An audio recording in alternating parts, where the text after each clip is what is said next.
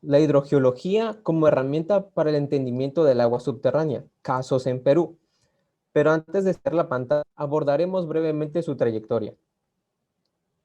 Geólogo egresado de la Facultad de Ingeniería Geológica, Minas y Metalurgia de la Universidad Nacional de San Antonio Abad del Cusco.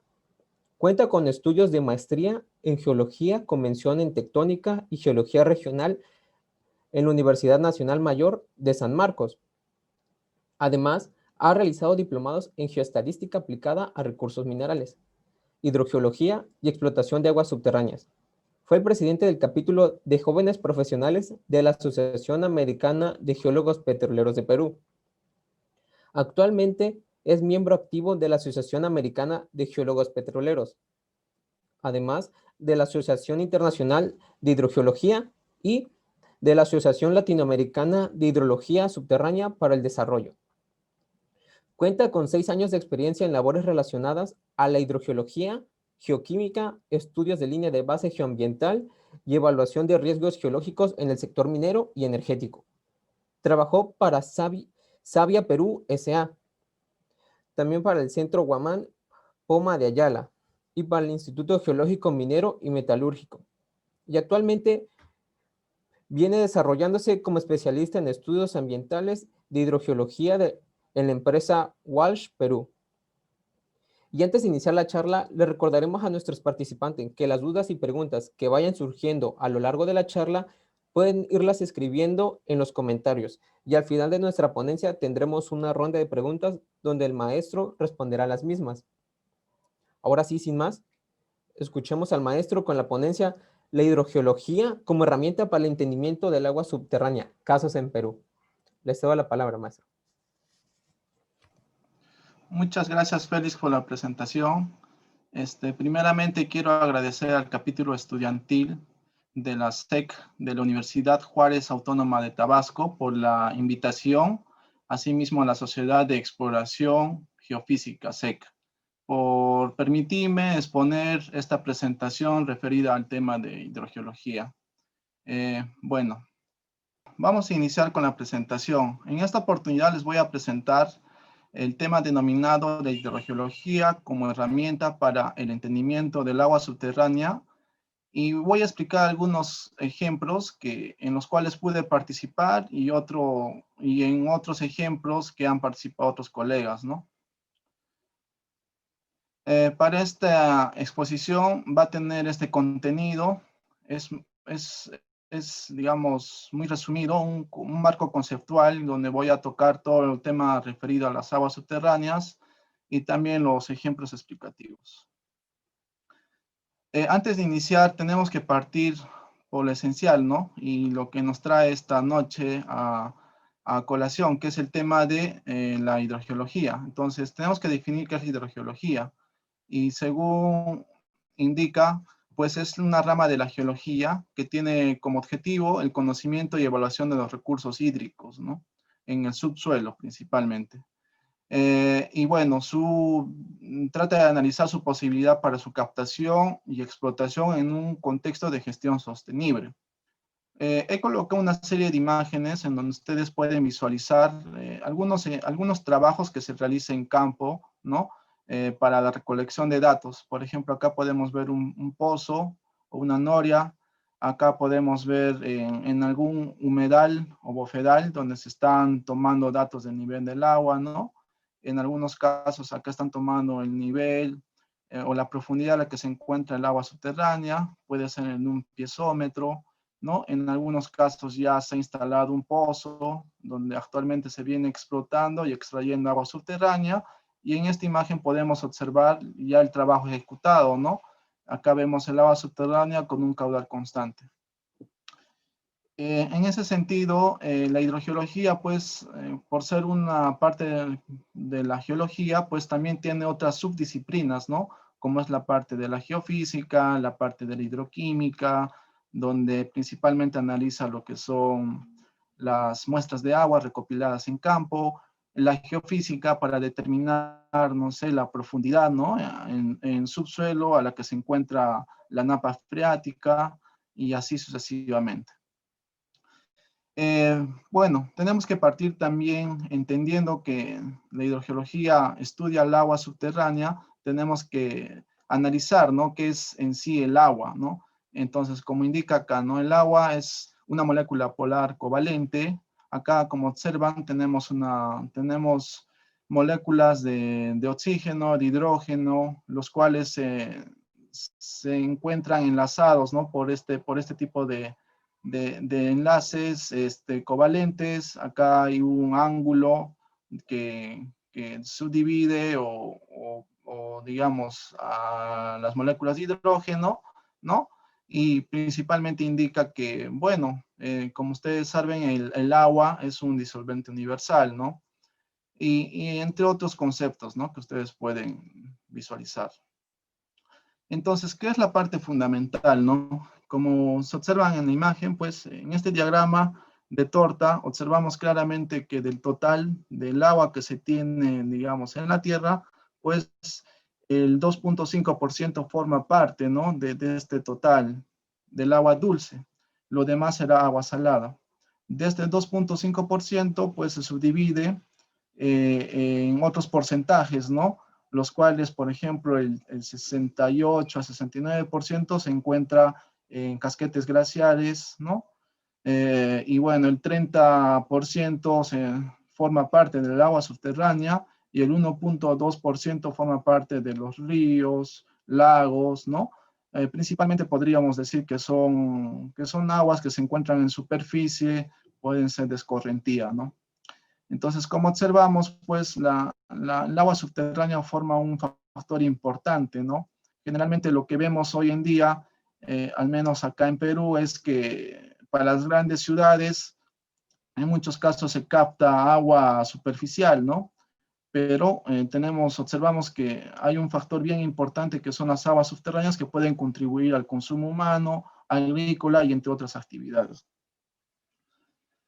También tenemos que analizar cuál es el proceso, ¿no? Que da origen al agua en sí. Entonces, esto viene traducido en el ciclo hidrológico. Acá hay un diagrama que lo hizo Younger en el 2007, ¿no? Como pueden observar, tenemos lo que es un relieve, puede ser altoandino o de montaña, ¿no?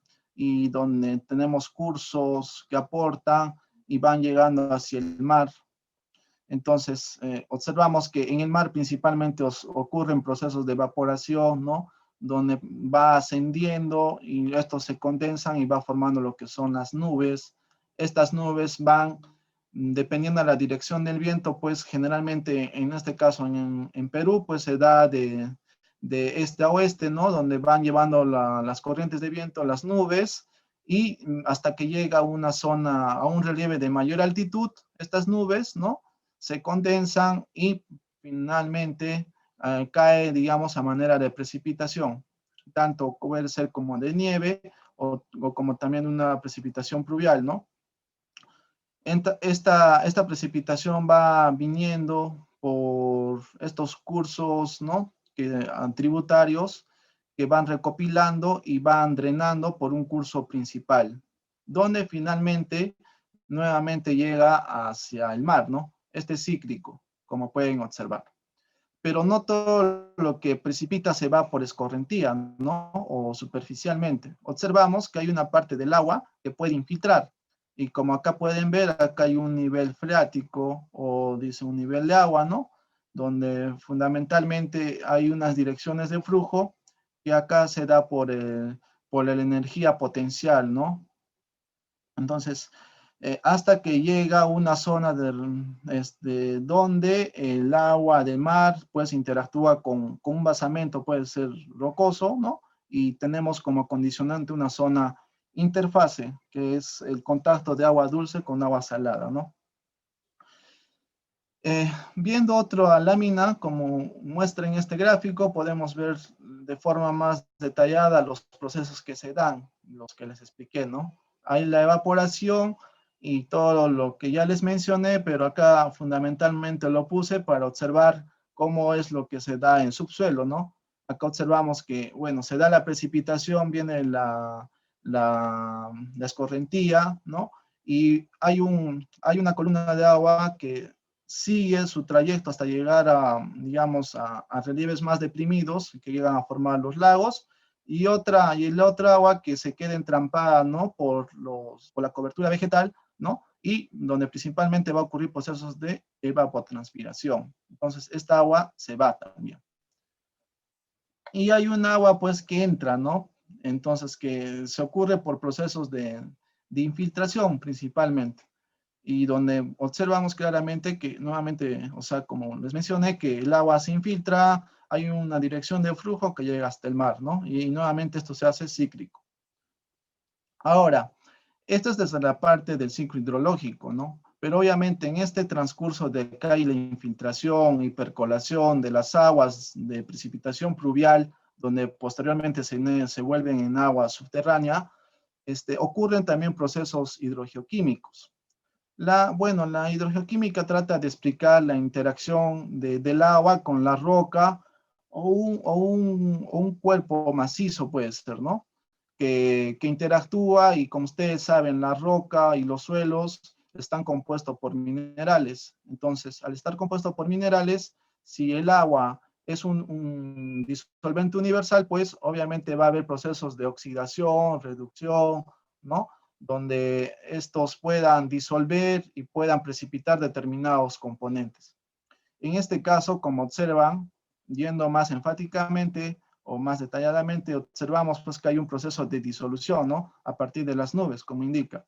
Luego, luego en superficie ocurre una concentración, puede ser donde ya se tenga un suelo con bastante mineral, o suelos que sean ricos, ¿no?, en minerales, y cuando ya llegue a infiltrar el agua en subsuelo, pues ocurren procesos de disolución y precipitación, hasta que cuando ya está más profundo, digamos, obviamente que ya no encontramos lo que es aire, ¿no? Entonces se va volviendo en una zona anóxica. Entonces, obviamente va a haber procesos de intercambio iónico y reacciones de redox, ¿no?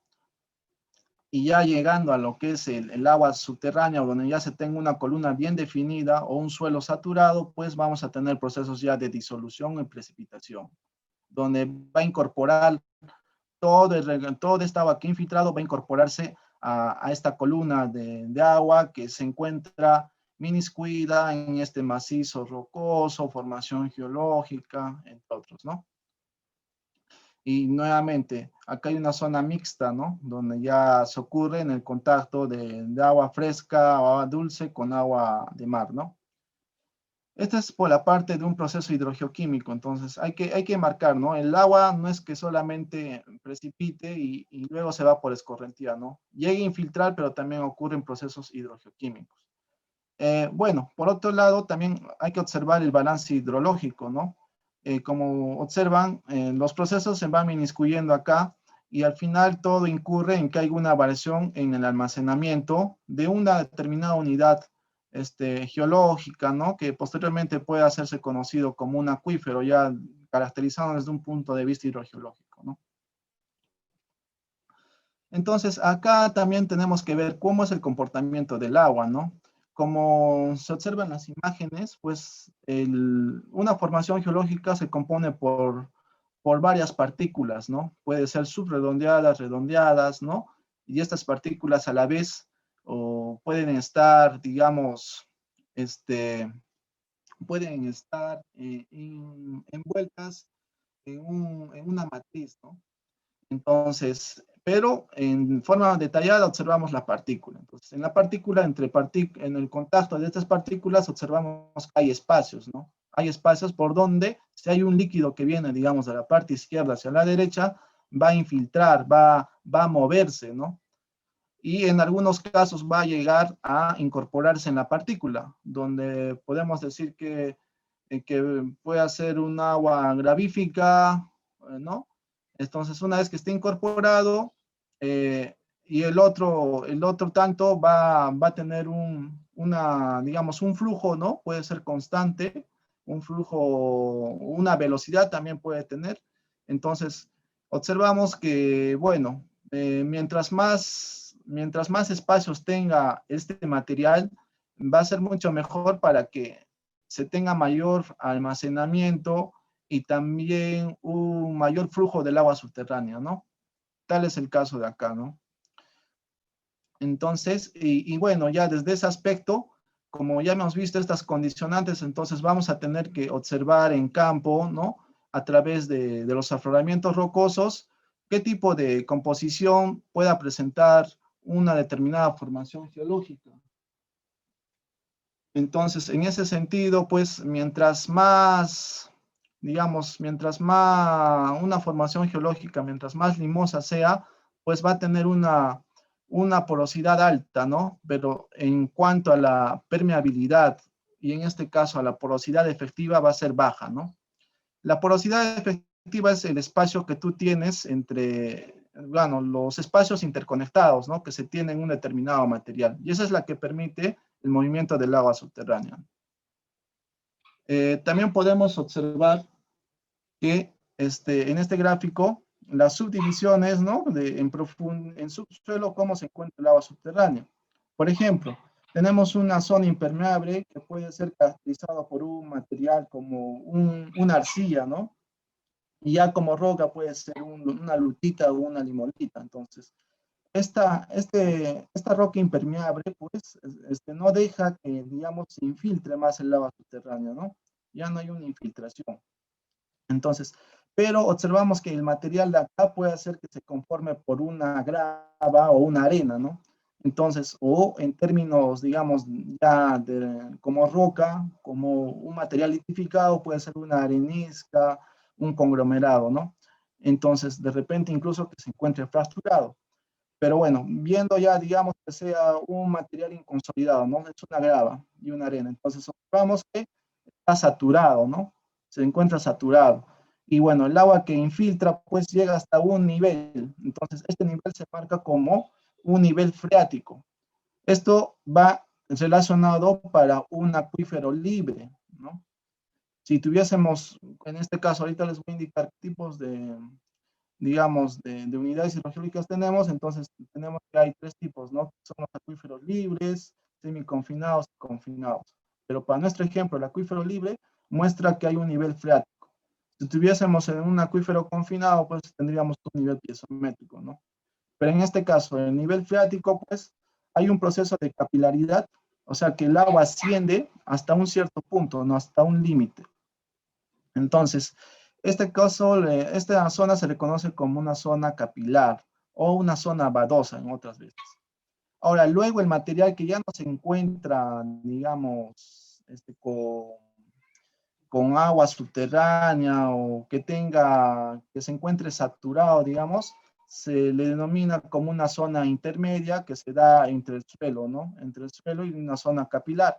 Y todo esto de acá podemos denominar que es una zona no saturada. ¿Por qué? Porque no tenemos agua subterránea, ¿no? Constante, a comparación de este sector, donde sí se muestra, incluso donde ya tenemos un nivel freático definido a una cierta profundidad desde superficie hacia el subsuelo, ¿no? Bueno, entonces, como les hablaba, hay una clasificación hidrogeológica que que los hidrogeólogos manejamos, ¿no? Y bueno, les paso a explicar. Tenemos, ¿no? En superficie una serie de diversos materiales, ¿no? Diversos materiales en donde cada uno va a tener una capacidad de almacenar y transmitir agua subterránea. Para nuestro ejemplo, acá tenemos un acuífero libre, que sería lo mismo que les expliqué acá, ¿no? Que se da el mismo proceso, tienes las mismas zonas definidas y la característica de esto es que te marca un nivel freático, que este nivel freático, o sea, esta columna de agua a esta profundidad, pues puede ser, está en contacto o a condiciones de presión, de la presión atmosférica, ¿no? O podríamos decir las condiciones normales, ¿no? No se encuentra sometido a una presión X. Entonces, podemos observar que esto ha sido determinado a través de un pozo, su profundidad de la columna de agua, ¿no? Entonces, pero ¿qué pasa, no? El agua que ya se infiltró llega también a percolar, digamos, por una capa de materiales finos que podrían hacer una secuencia de limos, esto de acá, este trama marrón, ¿no? y donde percola, ¿no? Percola y llega hacia aportar a una capa, de repente también puede ser de una grava, ¿no? Una secuencia gravosa, donde, bueno, en este caso esta secuencia se encuentra pues sometida a una presión. Si bien es cierto, percola, pero no puede transmitir, ¿no? Como se encuentra sometida a una presión, esta columna, pues, si nosotros perforamos, digamos, hacemos un piezómetro acá, el agua que se encuentra en esta secuencia va a ascender un poco más, ¿no? Un poco más de este tope, digamos, que se tendría o entre secuencia y secuencia, ¿no? Y bueno, y ya bajando sucesivamente podemos tener también otra serie distinguida de capas, ¿no? Donde finalmente, digamos, hablamos ya de una secuencia impermeable, impermeable. Entonces podría ser, pues, que esta unidad acá se encuentre constituido por arcillas, ¿no? Y también arcillas, puede ser. Entonces, donde finalmente llega un aporte de agua subterránea por este sector y va saturando esta secuencia, ¿no? De gravas, digamos. Entonces, si nosotros perforamos nuevamente un piezómetro, pues la columna de agua se levanta un poco más, ¿no? Y digamos, si es que ya tuviésemos secuencias que, digamos, ya como rocosas, ¿no? Donde hay una serie de fallas inversas, no sé, una serie de corrimientos, fallas normales, que el agua está, digamos, entrampada, si nosotros podríamos perforar un piezómetro o un pozo X, pues esta agua puede ascender, incluso elevarse mayor al nivel del acuífero libre, ¿no? Donde se encuentra el nivel freático, ser mayor. ¿Por qué? Porque esta secuencia se encuentra sometida a presión, donde finalmente te podría llegar a formar pues un pozo artesiano, ¿no? Entonces, eso hay que entender en cuenta, ¿no? Tiene sus distinciones. Generalmente, acuífero libre nos referimos a las secuencias más recientes, ¿no? Pueden ser de ríos que han depositado materiales de naturaleza fluvial, entonces, y te va a darte un acuífero libre. Ya cuando las secuencias se encuentran más entrampadas e interdigitadas por diferentes litologías, entonces vamos a tener una serie de subdivisiones en las cuales van a estar centradas como el acuífero confinado y semiconfinado. Y al final los dos te dan un nivel piezométrico, que es diferente al nivel freático, ¿ya? El nivel freático se encuentra a condiciones de presión atmosférica. El piezométrico se encuentra a condiciones de presión, en este caso de la carga sedimentaria, o también por factores estructurales, ¿no? Bueno, vamos a entrar a otro aspecto que, bueno, en la parte hidrogeológica también evaluamos los parámetros físico-químicos. Entonces, estos parámetros físico-químicos se analizan a partir de las fuentes inventariadas. ¿Y cuáles son esas fuentes inventariadas? Pueden ser en las estaciones o muestras que nosotros podamos recopilar en ríos, ¿no? También en las principales quebradas, y también en manantiales, ¿no? En manantiales, en pozos, en piezómetros, en galerías, etcétera, ¿no? Entonces, a todos estos se lleva un equipo que se denomina un multiparámetro, que es un equipo portátil, y se toma estos parámetros físico-químicos como tal, ¿no? Y los cuales cada uno tiene su determinación o su concepto, ¿no? Básicamente la conductividad eléctrica, pues es, digamos, la que mide la concentración de sales, ¿no? Que pueda tener un agua. El total de sólidos disueltos, pues, como indica acá, es la suma de todos los iones disueltos. Generalmente este parámetro es la mitad de esta, ¿no? De la conductividad eléctrica. Obviamente que su unidad de la conductividad eléctrica se mide en microsiemens por centímetro, y en este caso se mide miligramos litro. Para el parámetro físico-químico del pH, pues como observan, está determinado por el número de iones libres de hidrógeno, ¿no? Entonces, esta característica te va a dar de que, digamos, tengamos aguas que son más ácidas y en otros casos aguas básicas y neutras, ¿no? Tal como se observa en esta gráfica de acá. Vemos que, bueno, para el parámetro del pH se subdivide de 0 a 14, donde las aguas ácidas, digamos, generalmente para nuestra normativa a función de ECAS, digamos, podríamos indicar que de 6.5 para abajo es, digamos, un agua básica, ¿no? y entre 6.5 a 8.5 es neutra y mayor a esto hacia 14 es un agua alcalina, ¿no? Un agua alcalina. En este caso, disculpen, es un agua ácida, ¿no? Ácida. Entonces, si lo relacionamos a, digamos, a precipitación y agua y a las lluvias que tenemos, generalmente pues en un agua de lluvia oscila en este rango, como indica, ¿no? Y en un agua de mar puede oscilar en este rango. Y acá observamos pues que hay una serie de similitudes, ¿no? Una serie de similitudes con un determinado, digamos, producto, ¿no? Como pueden observar. Y fundamentalmente se debe pues a la liberación de hidrógenos que pueda ocurrir en el agua, ¿no? Otro parámetro que se toma con el multiparámetro es pues la temperatura, ¿no? La temperatura pues va a ser variable, ¿no? Observamos pues que la temperatura generalmente varía de fuente en fuente, ¿no? Y en función a dónde lo hayas tomado también. Por ejemplo, si tenemos manantiales más superficiales, generalmente van catalogados como aguas frías, ¿no? A comparación, digamos, de esta agua de un manantial superficial que luego, o tal vez si es que hay determinado control estructural, estas aguas llegan a infiltrar a mayor profundidad y luego por la energía potencial, pues llegan a salir, a aflorar, ¿no? Y te puedas tomar agua, si tú tomas esta agua in situ, pues te pueda dar temperaturas un poco más altas. Entonces, digamos, está condicionado también de la forma cuál ha sido su proceso de esta agua, ¿no? También es lo que va a influir en la temperatura. Y bueno, el oxígeno disuelto pues viene a ser ya la concentración de oxígeno que pueda tener un agua, ¿no?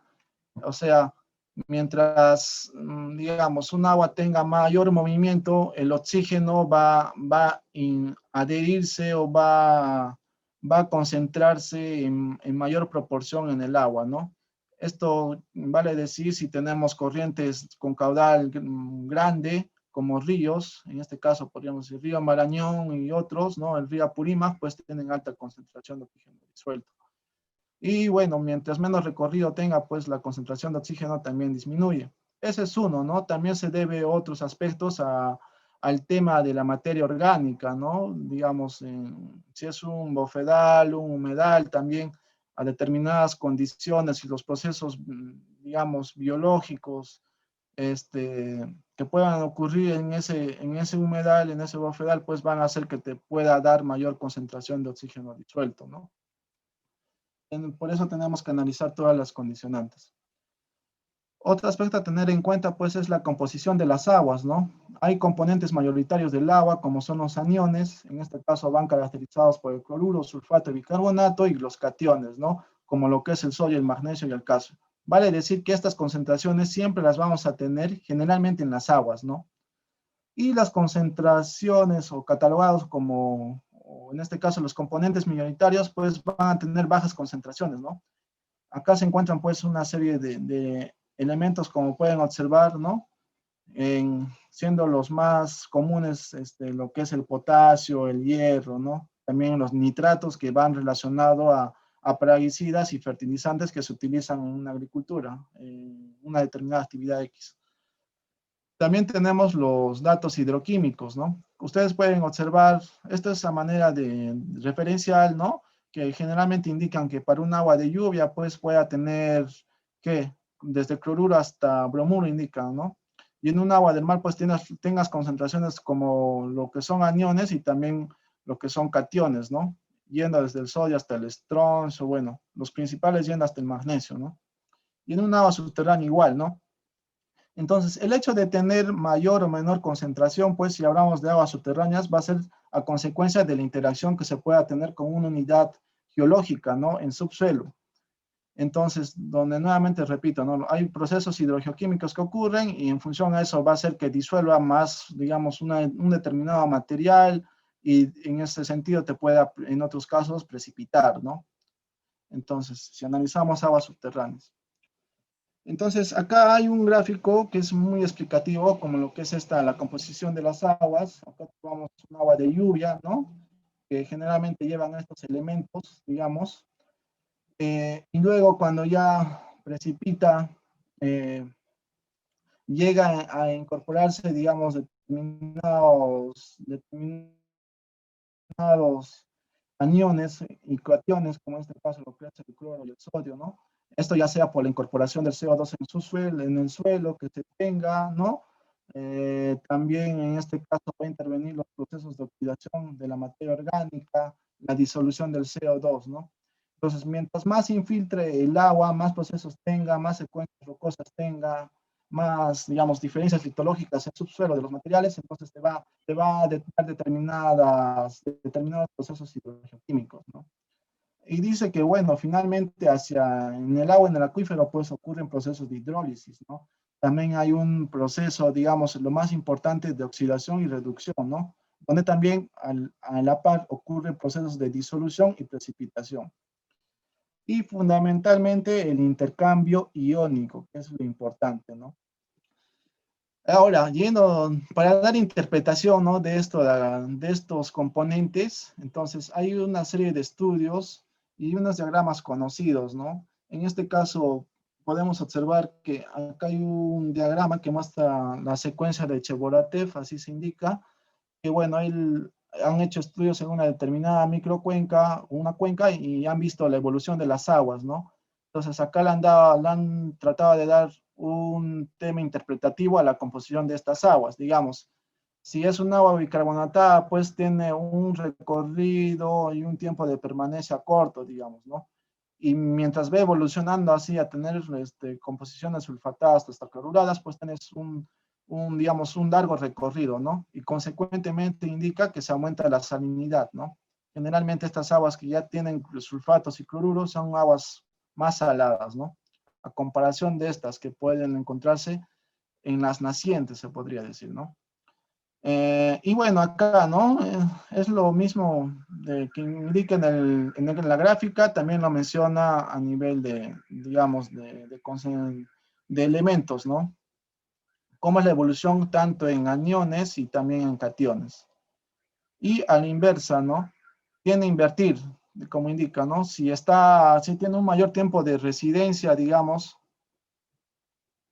en el acuífero, o sea, o en un determinado material, pues puede llegarse a invertir, ¿no? Ya, digamos, de que puedas tener determinada composición clorurada, puede involucionar a una composición bicarbonatada.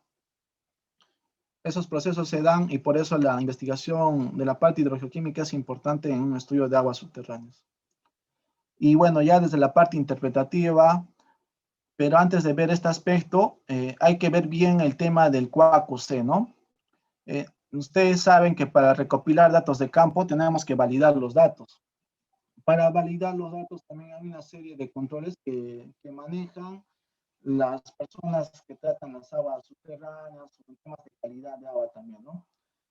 Por ejemplo, acá se utilizan lo que son blancos de campo y de laboratorio, donde principalmente es un agua que no tiene nada de concentración en determinadas sales u otros compuestos, y como es un agua que no tiene nada, entonces lo que indica o lo que te da como interpretación es la contaminación, ¿no?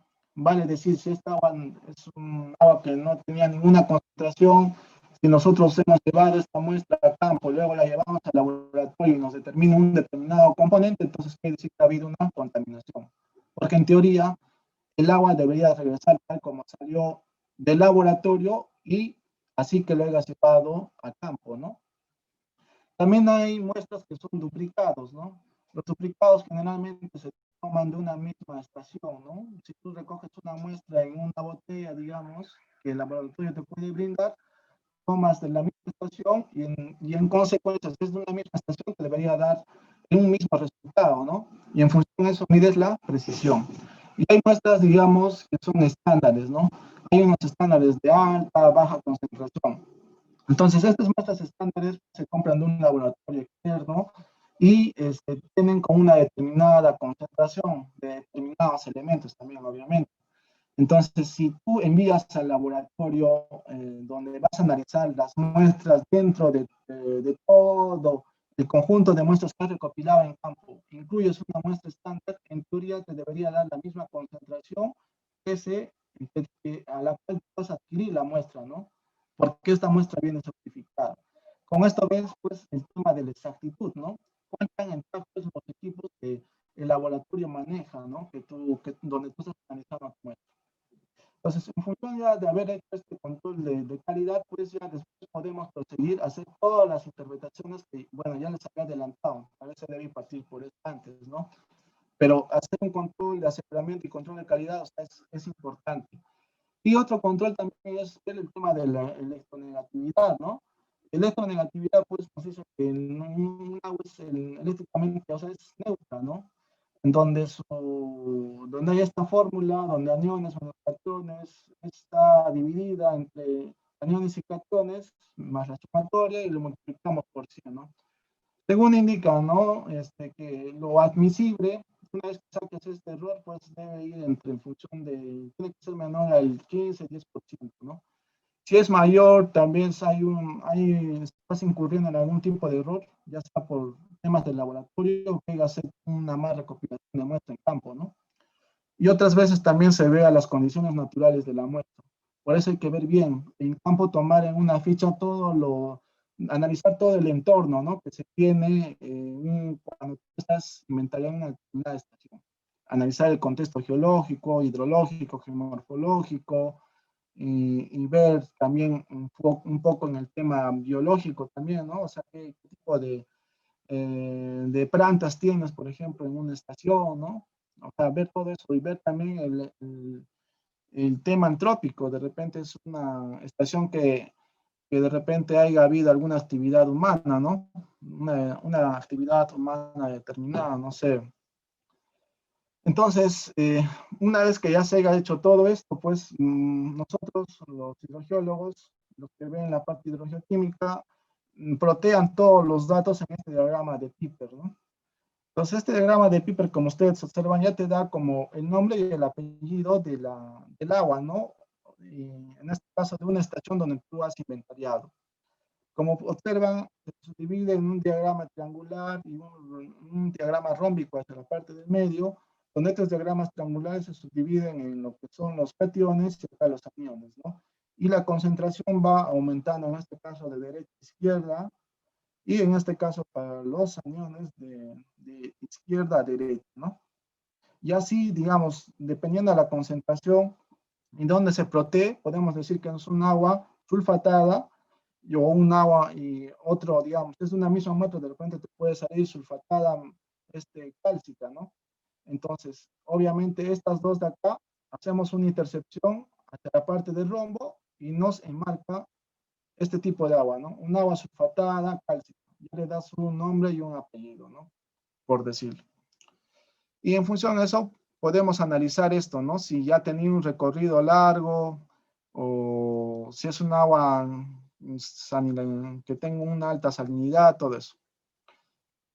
Y es lo que se puede observar acá, ¿no? Este es un ejemplo de New que analizó cómo van variando las aguas. Como observan, superficialmente tenemos bicarbonato y al último va ganando el anión que es el cloro, ¿no? Es obviamente porque el agua ha evolucionado, ya sea por infiltración o porque también puedas tener otras secuencias, ¿no? O aportes. Vale. Entonces, aquí tenemos un diagrama hecho por Tog, ¿no? Entonces, donde trató de analizar las muestras de una cuenca y donde hizo un esquema teórico, ¿no? Cómo es su funcionamiento. Entonces, observamos claramente que acá tenemos, no sé, las muestras que han recopilado determinadas composiciones y van evolucionando, ¿no? Y en función de eso, de repente se determina si son aguas de un corto recorrido o un largo recorrido. Y la diferencia también de las composiciones se da en consecuencia de que hay una pérdida del CO2, ¿no? Hay más CO2 en superficie y cuando ya vas adentrando ya hay una menor cantidad. Y es lo mismo que muestro en esta gráfica, ¿no? Entonces, podemos determinar que la parte hidrogeoquímica, pues, analiza el origen y distribución de las aguas, nos analiza los procesos físico-químicos, ¿no?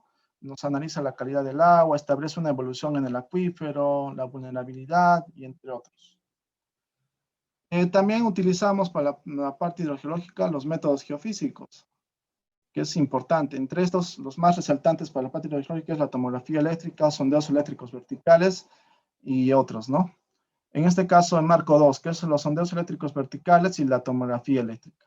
Para esta situación, pues, ambos miden lo que es la resistividad, ¿no?, de los materiales, y en este caso, el más utilizado actualmente, pues, es la tomografía eléctrica, ¿no?, que básicamente te da imágenes en 2D y 3D.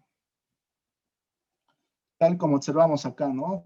Vemos que en este cuadro, donde se muestra, digamos, las resistividades, podemos ver las variaciones, cómo se da en función al tipo de material o mineral, ¿no? Siendo los más, digamos, más resistivos, hablando ya de rocas, lo que son las rocas ígneas y metamórficas, ¿no? Y así, sucesivamente. Entonces, son estos los datos tomados en campo, donde esto lo vuelven a un modelo de capas de resistividad en 1D, y finalmente, cuando ya procesan con el software, en base a todos los datos registrados en campo, pueden establecer la línea donde fue tomada y las resistividades ya de todos los puntos, ¿no? Y podemos establecer si es un basamento rocoso, dado que tiene una alta resistividad, o un bofedal, ¿no?, que podría estar relacionado a que el material se encuentre saturado. Y posteriormente también ya establecer en un modelo 3D, ¿no? Y finalmente también se analiza, ¿no?, lo que son el tema de, de importancia, las direcciones de flujo, redes de flujo, ¿no? Y esto pues se va incorporado, digamos, con las fuentes que se han inventariado como pozos y otros, para finalmente llegar a establecer un modelo conceptual y numérico, ¿no? Entonces observamos acá en un grafiquito más rápido que, por ejemplo, acá hay una zona como un divortium, ¿no?, o una subdivisión de aguas, donde los flujos subterráneos van para un lado y el otro para otro lado. Este podría ser el mar, digamos, ¿no? Entonces, todo eso se llega a establecer en base a todos los datos recopilados en campo. Y finalmente, para terminar el marco teórico, pues acá hay un gráfico hecho por TOC. Observamos claramente cómo ha ido evolucionando la parte hidrogeológica, ¿no? O sea, desde observaciones, digamos, cuantitativas, algo especulativo al inicio, para ver el origen de los manantiales, y finalmente añadieron el tema cuantitativo de observaciones e interpretación con más datos para ya establecer un modelo hidrogeológico, ¿no? O sea, podríamos hablar acá la hidrogeología moderna. Y también a la par iba las ciencias ingenieriles, ¿no?, como pueden observar. Y todo esto, pues, la hidrogeología va aplicada a una serie de campos, como lo que es el medio ambiente, el petróleo, la agricultura, tema geotécnico, de riesgos también, ¿no?, y otros. Entonces, les voy a comentar algunos estudios en los cuales pude participar, y otros donde pude tomar como ejemplo de otros colegas. Bueno, acá pues tenemos las albúferas del medio mundo. Este estudio se llevó a cabo hacia la zona costera de Perú, hacia la costa, ¿no? Y bueno, estas albúferas del medio mundo se encuentran pues al norte de Lima, ¿no?, en la provincia de Huaura. Estas albúferas están colindantes al mar, ¿no?, al Océano Pacífico. Como pueden observar, acá pues hacen una zona como de canotaje, ¿no? Y también hay estas hierbas que utilizan los lugareños para hacer determinadas artesanías, ¿no? Para este trabajo se ha establecido una metodología, se ha hecho un reconocimiento geológico, ¿no? Siempre partimos de la geología para ver los materiales en el sector, la parte hidrogeológica también. Posteriormente se hizo la parte hidrogeológica, que se marcó en la parte de inventario de fuentes, donde ya les expliqué, se tomó los parámetros físico-químicos, ¿no?, que siempre es cuando inventarías una estación, pues es lo primero que tú tomas en campo.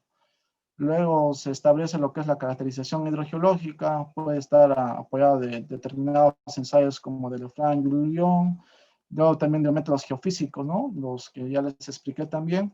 Y bueno, la parte hidrogeoquímica, donde ya tratas de hacer una interpretación, ¿no?, a la composición de las aguas. Todo esto lo vuelcas o lo englobas para establecer un mapa hidrogeológico y un modelo hidrogeológico conceptual. Y todo esto sirve pues de soporte para la simulación numérica, ¿no?, con softwares del ModFlow, IGW, FIFRO y otros que hay, ¿no? y posteriormente también puede englobarse ya en propuestas y otros aspectos para trabajos más detallados, ¿no? En este caso, para las albúferas de medio mundo, pues acá tenemos ubicado las albúferas que, bueno, prácticamente está a lo largo de la línea costera, ¿no? Tenemos rocas que van desde el Cretácico hasta el Cuaternario, ¿no? Y como observamos en esta columna graficada, tenemos pues que la formación rocosa o el osamento rocoso se conforma por el grupo Casma, ¿no? Que son determinadas rocas volcánicas, y sobreyaciendo se encuentran los depósitos del tipo fluviales, ¿no? Compuestos por gravas, puede ser arenas, ¿no? Y bueno, también lo que se realizó en este trabajo es el inventario de fuentes, se tomó los parámetros físico-químicos, y acá lo fundamental, ¿no? Son las fuentes inventariadas, se registraron los caudales, y como observan a nivel de pH, pues estas son aguas básicas, ¿no? Las conductividades van mayor a los 1500 microsiemens, como observan. Y bueno, y las temperaturas también no son altas, ¿no? Pero está mayor a los 20 grados Celsius, entonces. Y es también por la ubicación del bofedal, ¿no? Como es zona costera, también hay que tener las condiciones climáticas circundantes o de la localidad. Entonces, bueno, a partir de estas fuentes inventariadas de reconocimiento geológico, se hizo una caracterización hidrogeológica. Como observan, todo lo celeste se le cataloga como un acuífero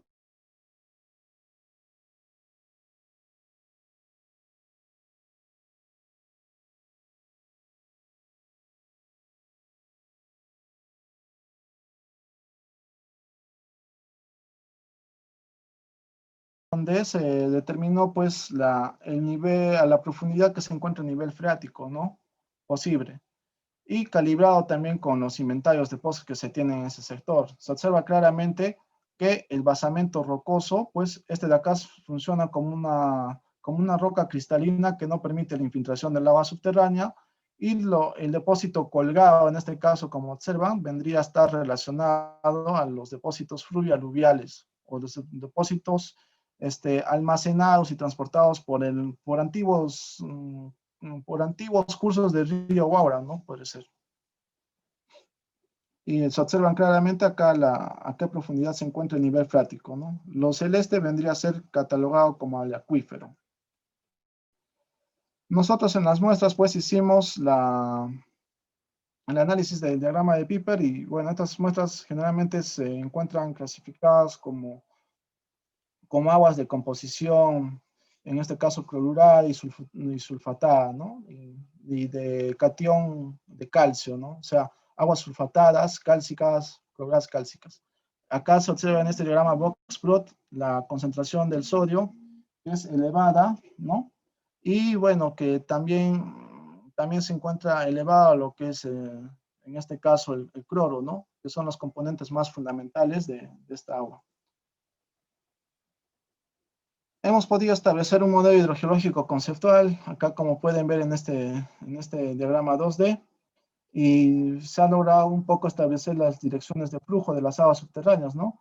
Bueno, fundamentalmente para estas albúferas que se encuentran en este sector, viene condicionado o se da el aporte principalmente de los cultivos que se tienen a esta parte, ¿no? Hacia el sector más al oeste, ¿no? Donde hay una serie de canales que derivan del mismo río Guaura, trasladan para que rieguen, digamos, sus plantaciones, y estas aguas van infiltrando, ¿no? Van infiltrando, y son las que aportan a este río. A esta albúfera, mejor dicho. Sería esta albúfera o un humedal, digamos, ganador, ¿no? Porque recibe el aporte de estas aguas de riego. Y se logra establecer unas direcciones de flujo, ¿no? Como observan. Entonces decíamos al inicio, pues, que en el contacto de agua salada, digamos que es del Océano Pacífico, con este contacto de aguas dulces, se establece, pues, que hay una zona interfaz en profundidad, ¿no? Entonces, acá, por ejemplo, tentativamente, a través de un método de acá de este autor, pues se establece que estaría ubicado casi a 40 metros, ¿no? Obviamente que esto de acá tiene que ser confirmado con pozos o piezómetros que se puedan perforar, que para nuestro caso en este sector no los hemos ubicado, ¿no? Solamente se ha inventariado, en este caso, manantiales. Otro aspecto también que se hizo, un trabajo en el que participé, pues es en la cuenca del río Tambo. Acá se observa pues que en esta cuenca del río Tambo se ubica hacia la parte sur del Perú, ¿no? Hay una serie de actividades que se ubican en esta cuenca, algunas ya que están explotándose como actividades mineras, hay volcanes activos, como ven, ¿no? La zona no voy a analizar es la parte alta, donde pueden ver. La metodología también se engloba, ¿no? O sea, la metodología para este caso se hizo a través de la recopilación de muestras de agua, también muestras de roca, muestras de sedimentos, ¿no? Todo esto se lleva al laboratorio, lo analizan por ICP masa y otras metodologías que lo conocen muy bien, y en función a eso nos dan, o sea, qué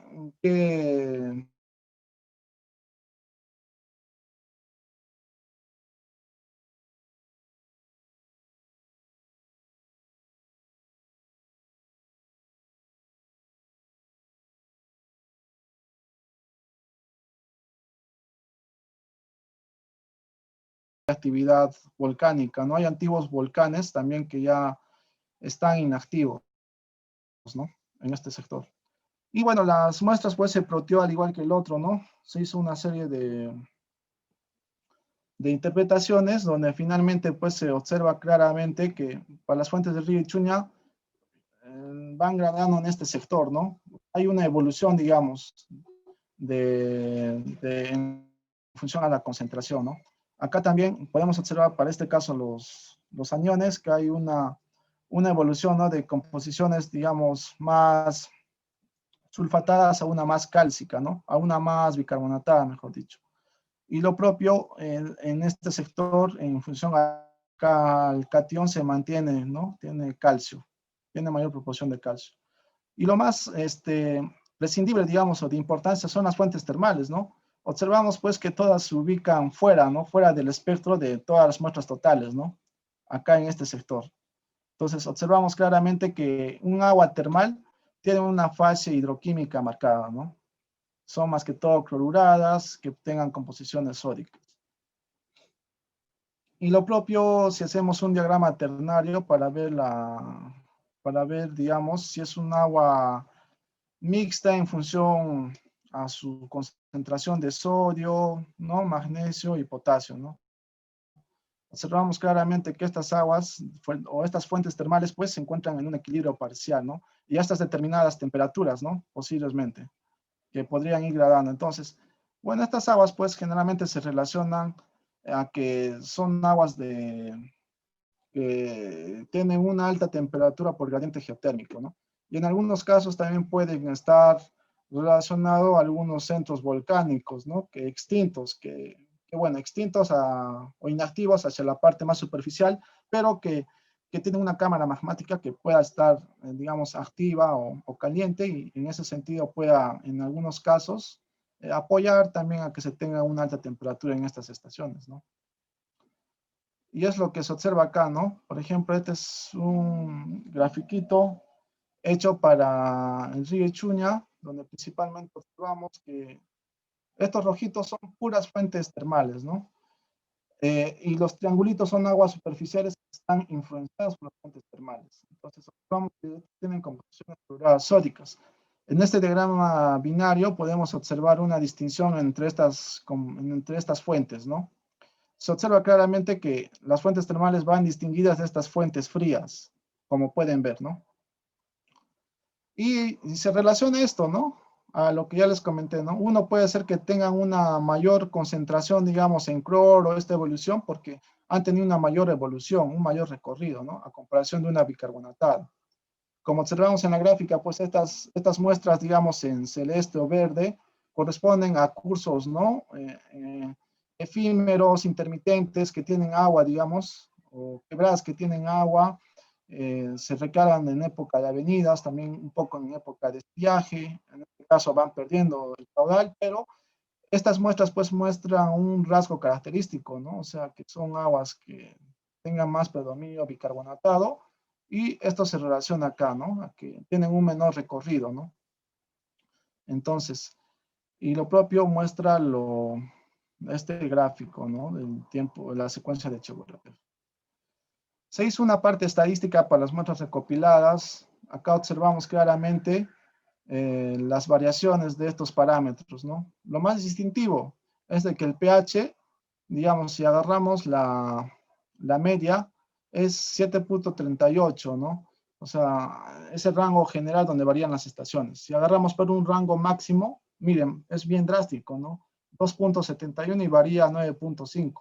O sea, los de 2.71 posiblemente pues se relacionen a las fuentes termales, ¿no? Y los máximos puedan estar relacionados tal vez a las aguas frías, ¿no?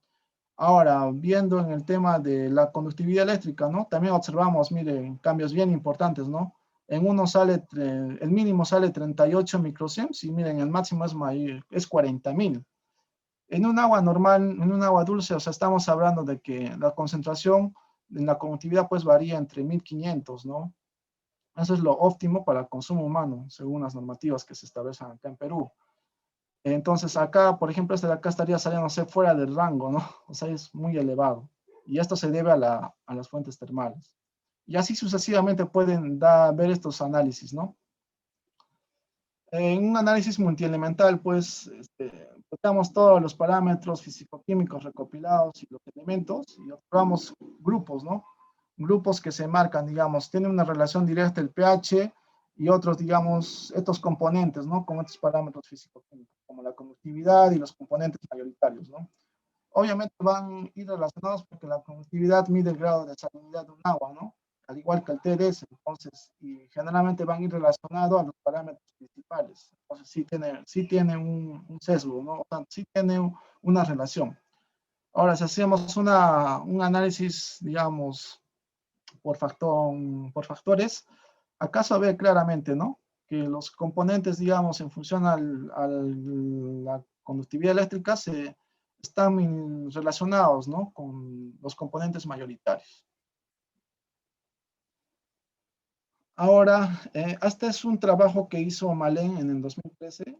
Vamos a hablar específicamente de la parte hidroquímica de dos cursos, ¿no? Que es básicamente el curso que ya les había indicado antes, donde tenía un gran caudal esa fuente termal, que es la de Jesús María, que se ubica acá. Y este es el curso, ¿no? Que les comentaba, que tiene un caudal menor a los 50 litros. ¿Qué diríamos, no? Que esta fuente influencia en gran medida en el río Tuncane. ¿Por qué? Porque tiene un mayor caudal, ¿no? Y obviamente las muestras que tomamos a lo largo y les mostré anteriormente en una gráfica, se veía que las muestras de agua superficial tenían una composición clorurada, o sea, quiere decir que sí están influenciadas por la fuente termal, ¿no? Entonces, y bueno, esto es lo que se observa, ¿no? En el río, o sea, esta fuente termal sale hacia la margen derecha del río y también sale por el mismo río. Y se observa claramente como sale por el mismo río que hay burbujas de agua, ¿no? Y acá está liberando CO2. Entonces quiere decir pues que el río, o sea, la fuente termal también está aportando al río, ¿no? O sea, hay más evidencias. Por ejemplo, acá hay un gráfico bivarial en función al TDS y de la conductividad eléctrica donde se observa claramente la evolución digamos, de la concentración de la salinidad, ¿no? Acá estas son las fuentes más salinizadas, luego le sigue el río Ichuni, Chaje, todos estos, ¿no? Y estos ríos de acá también, ¿no? O sea, salen un poco de rango, pero principalmente se encuentran influenciados porque hay fuentes termales. No solamente es de la fuente Jesús María, hay varias fuentes, ¿no? Que se encuentran a lo largo del río. Entonces, bueno, acá hay una serie hay una gráfica univarial donde se ponen las estaciones y se muestra la concentración, como observan, y prácticamente, ¿no? Se mide ahí, o sea, cuál es la fuente que tiene mayor concentración en cuanto digamos, a elementos, ¿no? Elementos mayoritarios y otros, ¿no? Y otros que van sobresaliendo en este caso, ¿no? Por ejemplo, para un diagrama de Schuller, acá se observa claramente que el cloro es mayoritario en el río Tuncane, ¿no? donde se encuentran la fuente, las estaciones o las estaciones de agua termal colindantes al sector Jesús María, ¿no? Acá observamos también en su diagrama de Piper que graficó, pues que claramente se subdividen, ¿no? Aguas de fuente termal, y otras fuentes o otras estaciones de aguas frías, ¿no? Principalmente, por ejemplo, acá, ¿no? Donde se observa la composición clorurada sulfatada o clorurada sódica, ¿no? Que es lo principal, que va relacionado a las fuentes de agua termal. Y bueno, acá también hizo una subdivisión, ¿no? Como observan. Entonces, generalmente acá se le da por el grado de utilización que se le pueda dar de estas aguas y cómo va afectando al suelo, ¿no? Este es un diagrama que se analiza para ver la absorción del sodio. También se puede graficar otros diagramas triangulares, donde estas series de diagramas pues, se visualizan para distinguir las fuentes termales, ¿no? Y finalmente pues, se le da un esquema conceptual, como observan. El esquema conceptual es que muchas de estas aguas pues, termales se pueden relacionar a un foco magmático, donde en algunos casos pueda que haya mineralizado en la parte superficial, ¿no? Y que en este caso este volcán o este estratovolcán esté inactivo, y que bueno, por estar en una zona mineralizada, pues en función a las condiciones de oxidación y reducción te pueda dar acidez en el agua, ¿no? Y otras fuentes que puedan circular más profundamente, llegando de repente cerca a la cámara magmática, y luego en función a la presión puedan salir y te pueda dar una mayor concentración de sales, ¿no? De estas fuentes termales y una mayor temperatura. O que también en su defecto que no solamente se relaciona a cámara magmática, sino que las aguas ingresen por una serie de fallas, ¿no? Donde el agua va ganando temperatura por gradiente geotérmica. Acá hay otro ejemplo para mostrarles que es un trabajo de Vicentina. Como se observa, han inventado una serie de fuentes, digamos, en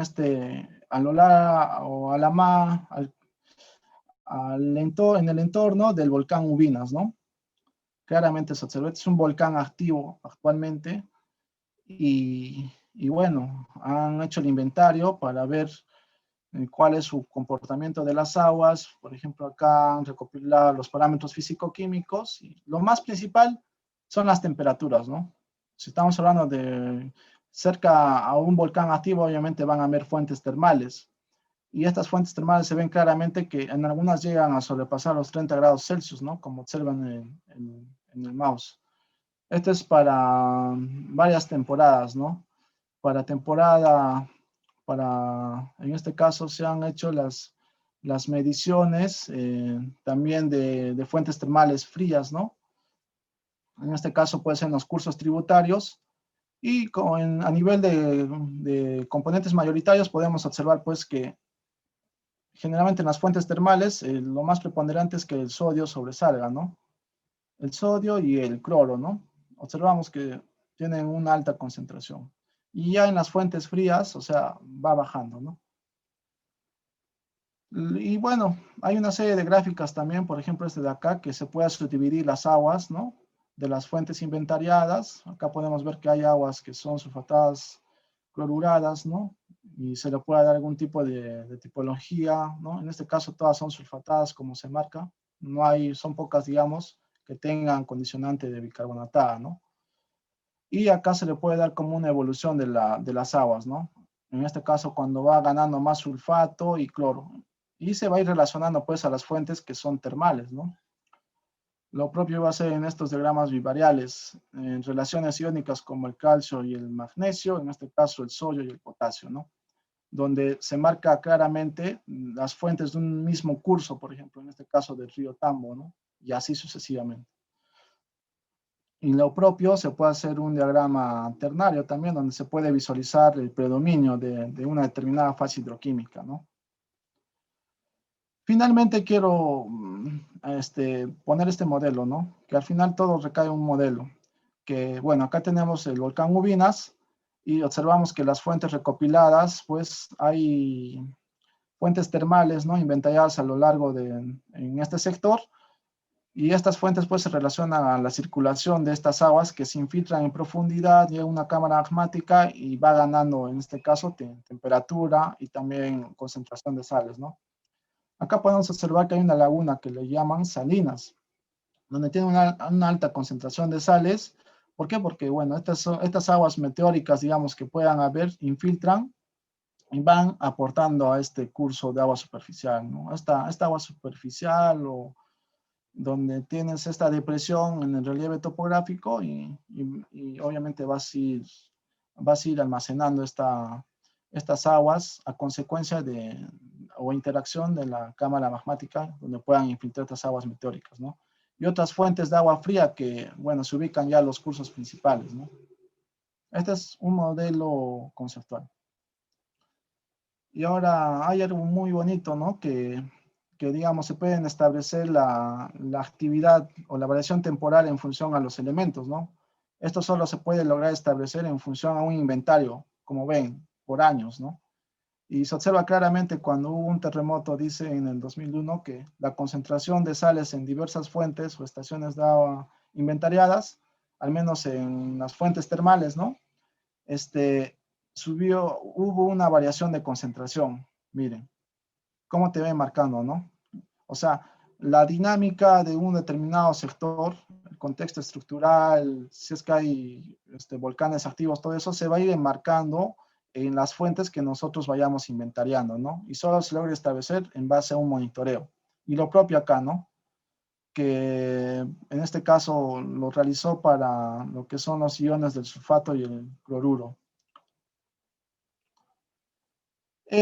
Y finalmente acá voy a mostrar otro ejemplo que es de Pillamatao, donde pude participar. Este Pillamatao, esta zona de estudio, se encuentra ubicado hacia el sur de Perú, ¿no? Básicamente se encuentra en la microcuenca del Cusco. Acá, como pueden observar, esta es la zona de estudio, acá está Cusco, y bueno, es donde se ha estudiado en una galería, ¿no? Acá observamos todos los trabajos que se hizo en esta galería para captar aguas subterráneas. Actualmente ya se perforó, digamos, ya se tiene establecida la galería, ¿no? Lo que se quería es, digamos, expandir para mostrar posibles zonas donde se tenga, digamos, agua subterránea y sea aprovechable para su explotación, ¿no? Y en otro sentido también para hacer la recarga, ¿no? A través de trabajos de recarga artificial como amunas o no sé, zanjas de infiltración, todo eso, ¿no? Acá observamos pues la precipitación en milímetros, es menor, fluctúa entre 700 milímetros, y acá como pueden ver hay un drenaje principal, ¿no? Que es de la quebrada Pillamatao. Y acá está ubicada la galería, ¿no? Hacia la parte alta. También podemos ver desde el tema geomorfológico que estas son zonas de laderas y acá hay unas terrazas fluviales, y la geología, que es lo más importante, ¿no? Acá son secuencias del terciario, podría decirse de secuencias de edad paleógena, ¿no? Que es conformada en general con el grupo San Jerónimo, y acá muestran todas las secuencias que se hizo el trabajo, ¿no? Y como depósitos recientes tenemos la formación San Sebastián, que se relaciona a un evento lacustrino, y los depósitos fluviales y aluviales, ¿no? Estas son en foto, qué es lo que se tiene en el sector Las Rocas. Lo que observan acá son areniscas feldespáticas, y acá lo que observan que pertenecen esta de acá a la formación Caira, y lo de acá que son rocas ya más competentes de la formación Sonco, que se caracteriza por tener una composición también o una naturaleza volcánica, ¿no? Acá pueden ver las concentraciones de las rocas, ¿no? ¿Qué se observa, no? Que el elemento principal en estos casos es el cuarzo, ¿no? Y bueno, en algunos casos se muestra la caulinita, que vendría a relacionarse a unas arcillas, producto de la alteración supérgena que podamos tener en las plagioclasas, feldespatos, ¿no? De una roca. Se hizo una caracterización hidrogeológica donde se establece que está conformado como acuífero. Hay un acuífero fisurado hacia la parte alta de las nacientes, ¿no? Y hacia la parte baja también o parte media, y un acuitardo sedimentario que se caracteriza hacia la parte media alta de la microcuenca, ¿no? Conformado por la formación Sonco, fundamentalmente, y una cancha también. Entonces, y ya como digamos, acuífero fisurado, tendríamos a la formación Caira, ¿no? Y como proceso no consolidado, al depósito reciente. Acá está la galería, como pueden observar. En base a eso sí es un inventario de fuentes, pero ya también a lo largo de la cuenca, de toda la, no solo de la microcuenca, ¿no? Sino en este caso de la microcuenca también del Cusco, ¿no? Acá como pueden ver. Entonces, se engloban más muestras para ver cómo es el dinamismo, ¿no? Esto es lo que se tomó, los parámetros físico-químicos, y bueno, se hizo una serie de diagramas de Piper, ¿no? El diagrama de Piper básicamente te muestra la concentración de los componentes, ¿no? En este caso, como pueden ver, hay determinadas estaciones que tienen composiciones más bicarbonatadas, ¿no? En este caso, o mejor dicho, sulfatadas, y en otros casos bicarbonatadas, ¿no? Y acá te está mostrando la concentración, ¿no? Mientras más grande es el gráfico, más concentración tienes, ¿no? De elementos, digamos. Finalmente se estableció diagramas de Piper, como pueden observar, claramente se ve que hay una predominancia del catión calcio y bueno, lo que va relacionado también al bicarbonato y sulfato, ¿no? Y lo propio es para la temporada, esta es para temporada de venida y lo propio para temporada de estiaje, ¿no? Donde también la predominancia se da en el calcio y también un poco de sulfato y en este caso bicarbonato. También se hizo un análisis isotópico, se sacaron muestras de las galerías, de todas las estaciones, digamos, y se estableció la variación de los isótopos, ¿no? De oxígeno 18 y deuterio. Básicamente lo que podemos observar es que todas estas muestras, este es el gráfico principal, ¿no? Que se alinean, digamos, a lo que es la línea meteorológica global, ¿no? O sea, quiere decir que son muestras isotópicamente estables, ¿no? O sea, que tienen una relación, no tienen una anomalía porque se ajustan a esta línea, ¿no? Y obviamente van a haber variaciones dependiendo en oxígeno y deuterio a la temporada, ¿no? A la temporada donde han sido tomadas y la cantidad también. Fundamentalmente se hizo unos análisis de vulnerabilidad de acuíferos en función a la permeabilidad. Se observa claramente que la vulnerabilidad alta se da en los materiales donde tienen mayor permeabilidad, ¿no? Y la vulnerabilidad baja, como se observa acá, antes les comentaba que eran, digamos, como zonas o materiales impermeables, ¿no? Entonces se tiene una vulnerabilidad baja en ese sector porque no van a infiltrar las aguas, digamos. Ya tendrías una vulnerabilidad extrema hacia la parte baja, lo cual se conforma por los depósitos no consolidados, ¿no? Porque obviamente se conforman por gravas y todo eso.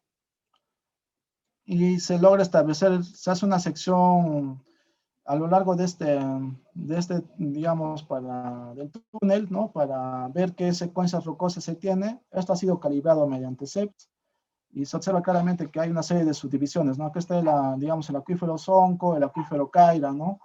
Y a través de eso se logra establecer un modelo hidrogeológico conceptual, ¿no? Donde preponderantemente la zona de recarga se da hacia la parte más, digamos, sur, y hacia la parte norte se establece como la zona de descarga, ¿no? Y acá tenemos los cursos aportantes. Ahora me queda un ejemplo más, si no me equivoco, para ya culminar. Pues quiero mostrar la parte geofísica, ¿no? Cómo apoya a los estudios hidrogeológicos. Este es un trabajo hecho por Tejada, que se ubica hacia la parte norte de Perú. Se hizo para, digamos, a lo largo de esta zona de estudio donde se tiene una laguna, se quería establecer, digamos, unas estructuras, ¿no? Donde, para una determinada actividad, donde quisieran establecerse para que no tengan complicaciones en cuanto a su base, ¿no? Y posteriormente no tengan lo que son colapsos o algún tema estructural, ¿no? Entonces, para eso se hizo lo que es tomografías eléctricas, ¿no? Como pueden observar, hay dos líneas enmarcadas, ¿no? De 105 metros. Y como también observamos en la imagen, pues hay un túnel existente y la roca en este sector se conforma por calizas, ¿no? Entonces, estas calizas, pues, como es una roca carbonatada, al estar en contacto con aguas meteóricas a lo largo de varios años, las aguas van a ir disolviendo, ¿no? Esta roca. Esa característica tiene de disolver. Consecuentemente te va a formarte lo que son conductos kársticos, ¿no? Entonces, o sea, como tenemos calizas en este sector, ellos querían ver si podíamos tener zonas kársticas, por eso se hizo también la tomografía eléctrica, ¿no? Y lo que se observó es esto, ¿no? En la tomografía eléctrica, en estas dos líneas se establece que zonas de mayor resistividad, y donde observan se tiene resistividad acá mayor, ¿no? Es una zona bien rígida, digamos, ¿no? Y digamos cóncava. Eh, y lo propio es acá, ¿no? En esta otra línea. Y se establecen zonas, digamos, de menor resistividad, ¿no? Entonces, como observan, hay determinados puntos, digamos, o a manera dispersos, ¿no? Donde tienen baja resistividad. Bueno, estas zonas de acá, pues, se relacionan probablemente a zonas de conductos kársticos, ¿no? Donde se tenga conductos kársticos y donde esté, digamos, saturado en agua, ¿no? Por eso tiene una baja resistividad. Y donde tienen una alta resistividad se relaciona a roca dura, ¿no? Un macizo rocoso, no alterado, puede ser donde ya tenga mayor resistividad. Y donde tiene una mayor resistividad acá, por ejemplo, podríamos de repente relacionarlo puede ser un intrusivo, ¿no? Pero en la realidad es que las líneas que se hizo atravesaron un túnel que se tiene por este sector. Entonces, como ustedes saben, en un hueco la resistividad pues es alta, ¿no? O sea, la resistividad es mayor a lo normal, porque obviamente no hay un cuerpo que conduzca la energía eléctrica, ¿no? Entonces, en ese sentido, se establece un block diagrama y donde dicen, ¿no? Que efectivamente acá hay un lineamiento y es donde se establece el túnel, ¿no? Y las zonas de menor resistividad posiblemente pues están relacionadas a conductos kársticos. Este vendría a ser la conclusión digamos, de este estudio, ¿no?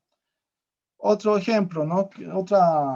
Otro trabajo que se hizo es pues en un bofedal ubicado hacia la parte sur del Perú, donde querían principalmente ver qué potencia tenía el material reciente que contiene este bofedal, ¿no? Y a qué profundidad se encontraba el basamento rocoso.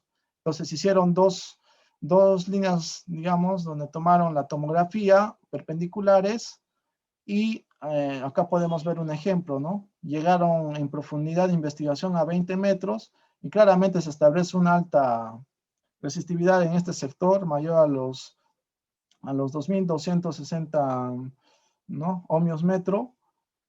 Y bueno, acá una zona de baja resistividad, ¿no? Entonces, ya relacionando estas líneas y llevándole un modelo tridimensional, pues se logra establecer que las zonas más resistivas van relacionadas a una roca intrusiva, ¿no? Que es más competente. Y las zonas de menor resistividad que se van relacionando a los depósitos cuaternarios. Esto va calibrado con las perforaciones que se hizo en el sector y claramente se muestra que la parte superficial se conforma por materiales más recientes. Acá pueden haber suelos orgánicos, y la parte ya también de estas perforaciones diamantinas determinaron que hay roca más competente conformada por rocas intrusivas de origen diorítico, granodiorítico, ¿no? Entonces, esta es la parte de la tomografía eléctrica que nos ayuda a determinar el comportamiento, digamos, o a qué profundidad se podría tener un material de menor resistividad, ¿no? A qué profundidad también podríamos llegar a tener el basamento rocoso, y condicionado, digamos, por el inventario de fuentes y otros datos recopilados en campo para la parte hidrogeológica, como ya les expliqué, se puede lograr establecer un modelo hidrogeológico conceptual, ¿no? Que es una parte más importante, digamos, en un estudio hidrogeológico para que posteriormente pase al modelamiento numérico, ¿no? Bueno, espero que no me he extendido, creo, demasiado. Espero que haya sido de su agrado la presentación y cualquier duda, quedo atento de ustedes.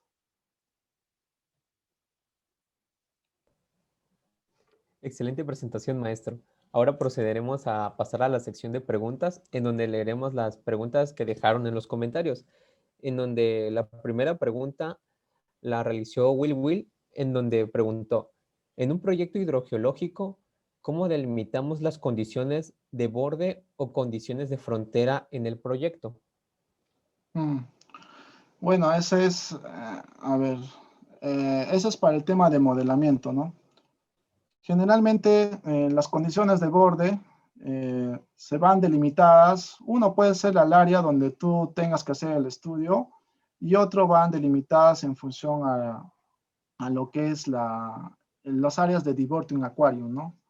O sea, zonas donde tengas superficialmente una distribución de microcuencas, ¿no? Entonces, en función de eso puedes lograr establecer una zona de estudio, digamos, para un modelo. En un estudio hidrogeológico convencional, digamos, lo que se requiere es analizar a nivel de microcuencas o subcuencas. ¿Por qué? Porque, como ustedes han visto, o sea, los drenajes muchas veces superficiales, o sea, van relacionados en profundidad para recargar una zona o no, ¿no? Entonces, es preferible analizar a nivel de microcuencas o subcuencas y bueno, ya cuando se quiera hacer un estudio ya más detallado como un modelamiento numérico, entonces tienes uno que definir, ¿no? Si lo estudias a nivel, no sé, viendo toalla de interés, ¿no? Viendo toalla de interés, si quieres analizar a nivel del acuífero, digamos, poroso no consolidado, que podrías tú ejecutar obras de explotación como pozos, ¿no? O, digamos, si es para una actividad minera donde tenga diversas labores y, bueno, en este caso, de repente te puede hacer apoyado de algunas perforaciones diamantinas, tendrías que analizarlo si se puede a nivel de microcuenca o subcuenca, ¿no? Esa sería mi respuesta. Como segunda pregunta, igual tenemos una de Will, en Mm. donde pregunta, ¿qué volumen de agua debe tener como mínimo para ser acuífero? Bueno, por definición, un acuífero es el que es una roca, un material que almacena agua y la transmite, ¿no? Libremente. Entonces, depende, o sea, no hay una definición en cuanto al caudal. Depende digamos, tú como cliente, qué es lo que requieras, ¿no? Hay personas, digamos, para una cierta actividad que requieren 0,25 litros por segundo de agua y de repente eso pueda ayudar a que una actividad pueda funcionar como una termoeléctrica, ¿no? Una central, disculpen, térmica, ¿no? Entonces, digamos, ya cuando quieres hacer una zona de agricultura, entonces obviamente vas a necesitar que el acuífero tenga un buen rendimiento, ¿no? Entonces, ahí necesitamos mayores caudales. Entonces, por definición, un acuífero es un material X que tiene la capacidad de almacenar y transmitir agua, ¿no? Esa es la definición de un acuífero. Excelente. La siguiente pregunta igual la hace nuevamente Will, en donde pregunta, ¿a qué distancia como mínimo deben estar distribuidos los piezómetros? ¿A qué distancia pueden estar distribuidos los piezómetros? Como mínimo. Ah, depende, o sea, depende de cuál sea tu objetivo del estudio, ¿no? Generalmente un piezómetro es para, digamos, se establece para ver a qué profundidad se encuentra el nivel, no sé, piezométrico de un determinado sector, ¿no? X. La preferencia es pues que no sea tampoco junto, porque obviamente para nivel de investigativo no te va a servir, ¿no?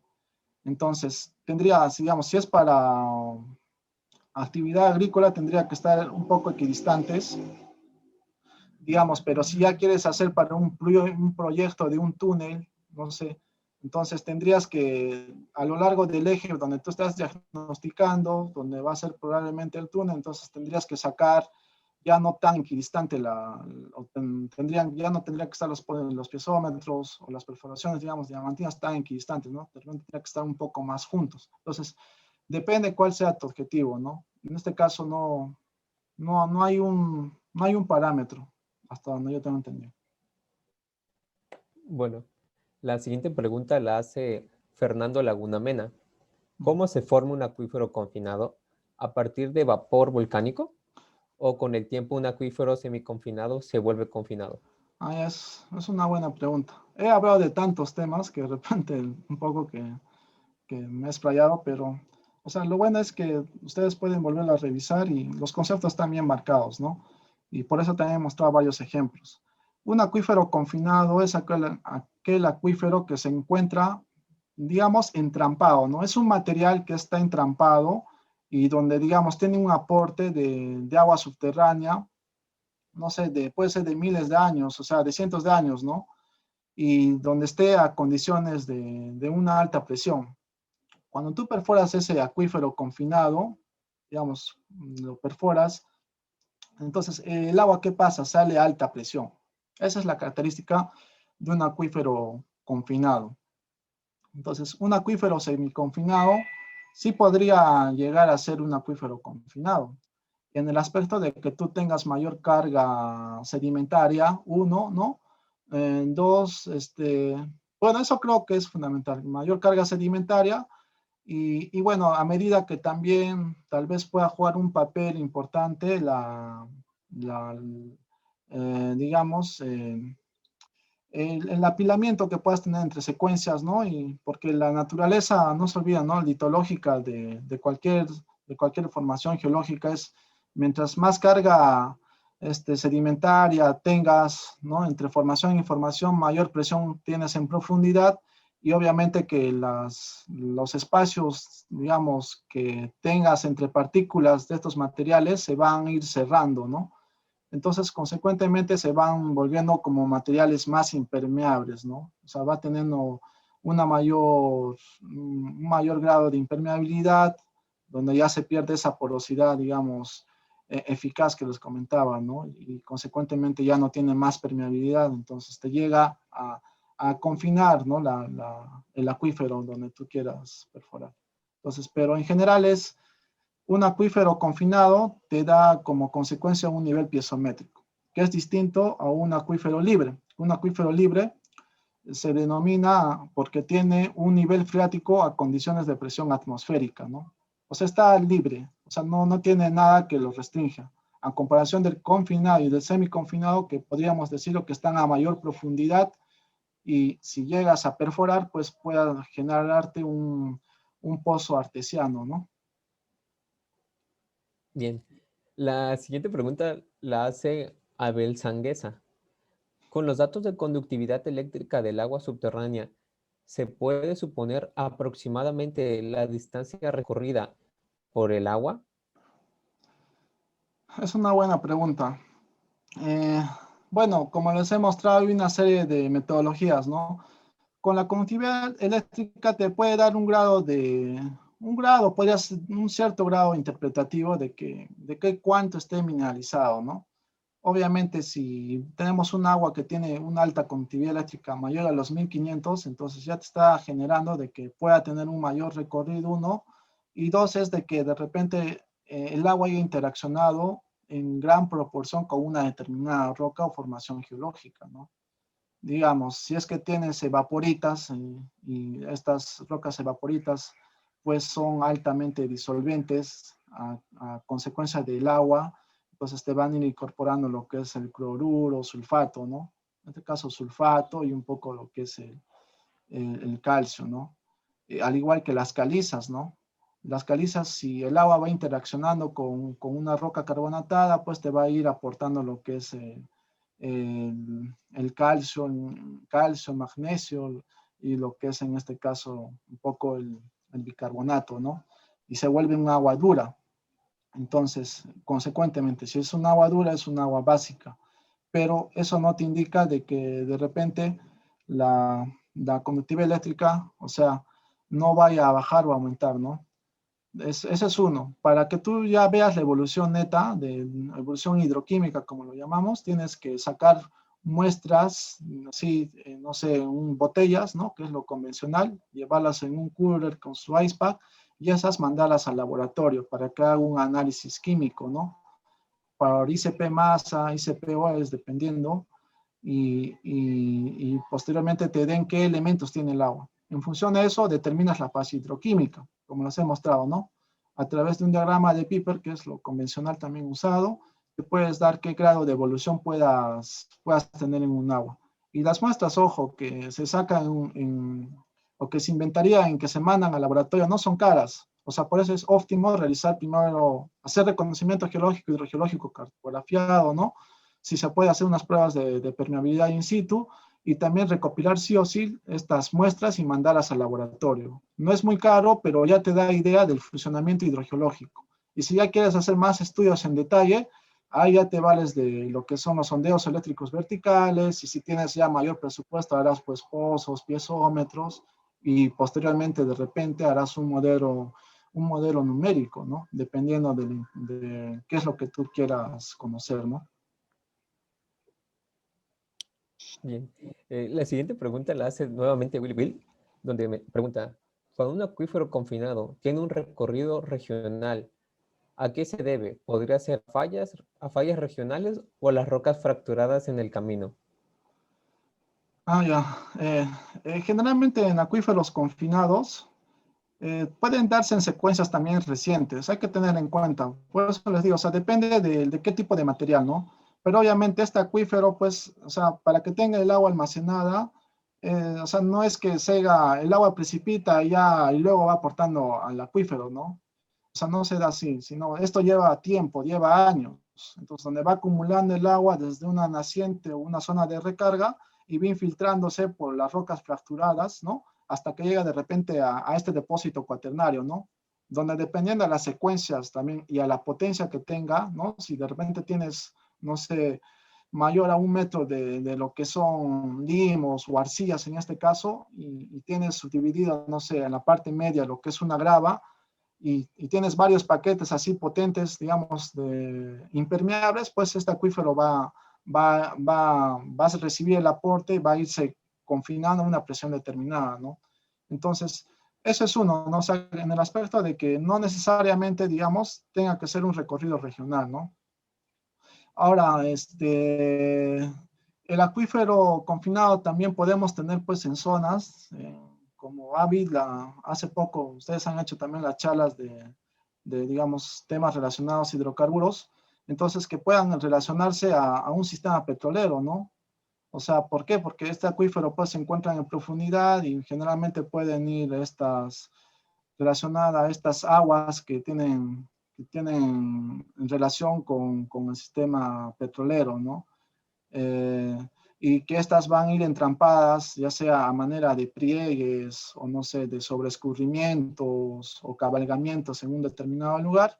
Y obviamente cuando perfores, si bien es cierto, no puedes sacar hidrocarburo, pero también te pueda dar estas aguas, ¿no? Que son como salmueras de muy alta salinidad, ¿no? Entonces, eso también se denomina un acuífero confinado. Por eso, o sea, en algunos casos puede hacer que reciba aportes, en algunos casos puede estar entrampada el agua, ¿no? Por tema de este contexto estructural, y debe haber diversas, o sea, interpretaciones, ¿no? Es en ese sentido va la respuesta. Bien.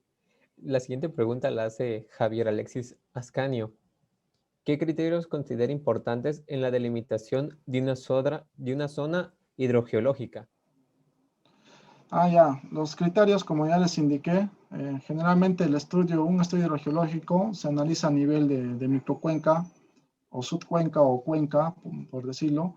¿Por qué? Porque ya te da, para que puedas, digamos, analizar las zonas de recarga y descarga, ¿no? O sea, desde una zona elevada hasta la parte baja. O sea, es así como se hace un estudio hidrogeológico, ¿no? O sea, hay que manejarlo en función al Libortium Aquarium, y bueno, hay veces también, dependiendo a la importancia del proyecto, ¿no? Hay veces recopilar muestras y hacer un estudio así a nivel de microcuenca también no es factible, ¿no? Por eso uno debe de acomodarse a lo que quiere estudiar, ¿no? Si en este caso quieres analizar no sé, quieres hacer un estudio geológico para que explotes, no sé, agua subterránea, y eso lo uses en la agricultura. Entonces, obviamente que el estudio va a basarse en función a un área, ¿no? Puede ser un área rectangular, no sé. Entonces, En función a eso, tú tienes que sacar, digamos, la mayor cantidad de datos, como el inventario de los pozos, ¿no? Con los niveles freáticos donde determines, y también sacar las muestras hidroquímicas. Y en función a eso puedes lograr establecer un modelo hidrogeológico conceptual, que bueno, ya para la parte, digamos, geológica, y como ya tenemos una cartografía geológica que puede realizar el servicio geológico y otros, ya tú puedes analizar ya, o sea, extrapolar hacia una zona de alta, ¿no? Pero a nivel de detalle solamente tendría que ser en la parcela o en el área donde tiene la importancia el estudio, que en este caso es un área definida, ¿no? Sí, mucha razón. La siguiente pregunta la hace nuevamente Will, Mm. que pregunta, ¿qué elementos químicos determinan que el agua subterránea tiene un recorrido local como regional? Ah, está buena la pregunta. Como les he mostrado, hay una secuencia de Cheboratev, ¿no? La secuencia de Cheboratev, pues, es la que te muestra el tema del recorrido, ¿no? Y también, a ver, un ratito. Les voy a mostrarles el diagramita de forma rápida. Bueno, acá pueden observar que las aguas, o sea, por eso es importante el muestreo para el análisis químico de estas muestras de agua, ¿no? Porque en función de eso te logra establecer los cationes y los aniones. En este caso, como observan acá, tenemos pues este diagrama de TOC, donde él hace un análisis interpretativo que las aguas bicarbonatadas tienen un corto recorrido. Acá se observa claramente, ¿no? Un corto recorrido, un corto recorrido. Cuando mayor se va infiltrando estas aguas, va ganando lo que es el sulfato. Y cuando mayor recorrido tiene, o sea, podríamos hablar de un flujo regional, tenemos más composiciones cloruradas, ¿no? ¿Y a qué se debe, no? ¿A qué se debe esto? Por este de acá. El factor es que ya se va perdiendo lo que es el CO2, ¿no? Ya no hay un incremento, sino hay una pérdida del CO2. Consecuentemente, esta zona de acá se vuelve una zona más anóxica, no óxica. Entonces, anóxica, entonces el único elemento con el que sobrevive es con el cloro, porque el oxígeno ya no existe, obviamente, ¿no? Ven acá claramente, ya no hay oxígeno, y el oxígeno hacia la parte superficial está, incluso el carbón, ¿no? Pero hacia la parte más baja no. Y lo propio es en los cationes, ¿no? En los cationes también vas a tener calcio hacia la parte más superficial, hacia un flujo local, y flujo intermedio podrías tener magnesio, y hacia la parte más regional podrías tener el elemento, lo que es el sodio. Ahora acá, en el pH, ¿no? El pH claramente muestra que hay un decrecimiento, ¿no? Hay un incremento, como se dice acá, ¿no? Obviamente también puede estar relacionado a que se tenga la interacción con la roca, ¿no? Lo propio es con el LH y a nivel del sulfato, ¿no? Como dice acá una evolución. O sea, ves acá de bicarbonato, sulfatado, y acá es clorurado, cuando tiene un mayor recorrido, ¿no? Entonces, es básicamente eso, ¿no? O sea, los componentes mayoritarios te pueden determinar, digamos, te puede dar una interpretación de la evolución, si es un flujo local, intermedio o regional. Pero obviamente, estos datos también tienen que ser calibrados con estudios isotópicos. Los estudios isotópicos son los que te van a darte el tiempo, digamos, te van a dar a confirmar cuánto tiempo ha estado almacenado en el acuífero, dónde ha sido su recarga, ¿no? A qué altitud y todo eso. Entonces, si bien es cierto, te ayuda de forma preliminar esto, pero tiene que ser corroborado con otros datos también adicionales. Muchas gracias. La siguiente pregunta la hace Abel Sanguesa. Durante Ujú. la datación de aguas subterráneas, ¿qué elementos alteran los resultados y por qué? Ya, las dataciones, en este caso vamos a asimilar a la hidroquímica, no sé. Bueno, vamos a ir por la parte hidroquímica, ¿ya? O sea, te puede alterar, digamos, los resultados. Como ustedes ven, esto es algo hipotético, ¿no? O sea, acá que no están tomando en cuenta. Solo estamos hablando de composición, ¿no? O sea, se ve muy bonito acá que tengas bicarbonato, sulfato y luego evoluciona a cloruro, ¿no? Pero en la naturaleza no es así. Recuerden que todo este perfil de acá se encuentra condicionado por formaciones geológicas. Y una formación geológica va a depender de qué ambiente sedimentario se haya formado para que tenga cierto material, ¿no? englobante o que esté conformado. Pueden ser calizas, pueden ser yesos, pueden ser lutitas, conglomerados, volcánicos, o sea, todo ese factor, incluso condicionado por el tema estructural, te va a hacer que te altere la fase hidroquímica 1 y por el aspecto también del tema isotópico, ¿no? O sea, el tema isotópico es como el agua, digamos, o sea, tiene como un ADN, ¿no? Entonces, tiene un ADN registrado y disculpen, el tema isotópico, o sea, no varía. O sea, por eso te puedes tú analizar a qué altitud se ha podido precipitar un agua y incluso su tiempo de permanencia en el acuífero y otras situaciones, ¿no? En donde sí va a afectar, por ejemplo, es en el tema hidroquímico, ¿no? O sea, la composición litológica de las rocas va a afectar en cierta forma y las zonas mineralizantes también. Entonces, eso vendría a ser, ¿no? Bien, muchas gracias. La siguiente pregunta, bueno, las siguientes dos preguntas las hace Ivonne Janet. La primera es, ¿los acuitardos almacenan agua? Las acuitardos tienen la capacidad de almacenar, pero la transmiten muy lentamente, agua. Estamos hablando de que si tienes un limo, ¿no? Un limo, de que precipita, hay una infiltración y te recibe, o sea, el limo te va captando el agua, porque también tiene una porosidad alta, no se olviden, pero no te va a transmitir agua, así como el acuífero, ¿no? Esa es la característica de un acuitardo. Gracias. La segunda pregunta es, ¿han considerado utilizar métodos electromagnéticos como el TEM y AMT para proyectos de exploración de recursos hídricos?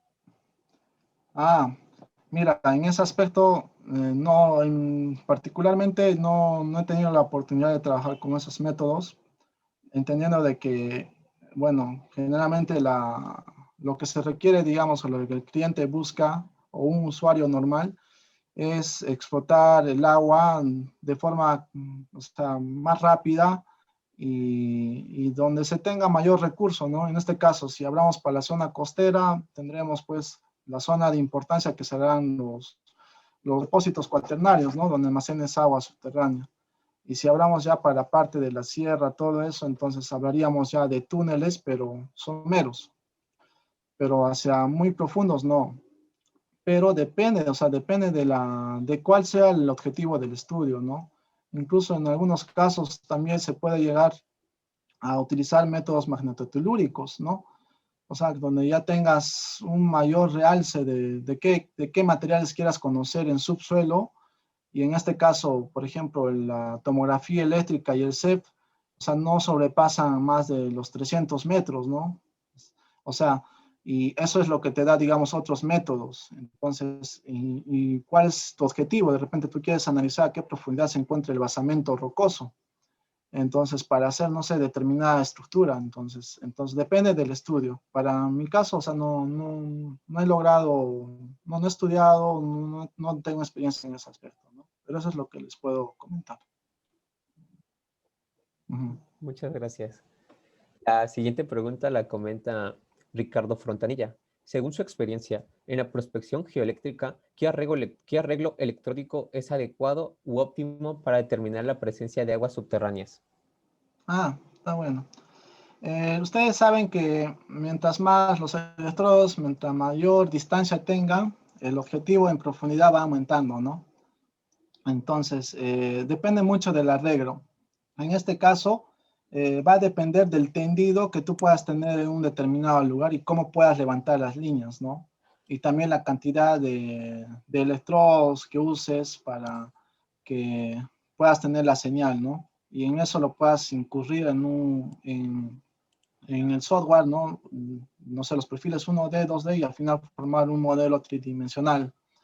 Por eso, o sea, depende de la profundidad de investigación que tú quieras. En este caso, el arreglo puede ser tendidos más largos para que tengas mayor profundidad de investigación, ¿no? Y el arreglo, eso ya lo determinan in situ, ¿no? O sea, en cuán equidistante tienen que estar digamos, en este caso los interruptores, para que tú puedas tener esa recepción de la señal, ¿no? Muchas gracias. Mm. La última pregunta la hace Javier Alexis Ascanio. ¿En qué consisten las pruebas de permeabilidad para Ah, materiales consolidados y no consolidados? sí, sí, buena pregunta. Hay dos pruebas de permeabilidad, ¿no? Que se realizan in situ y que son fáciles de realizar, ¿no? Que es los ensayos de Luyon y de Frank, que independientemente de esto se analizan para lo que son materiales rocosos y de suelos, ¿no?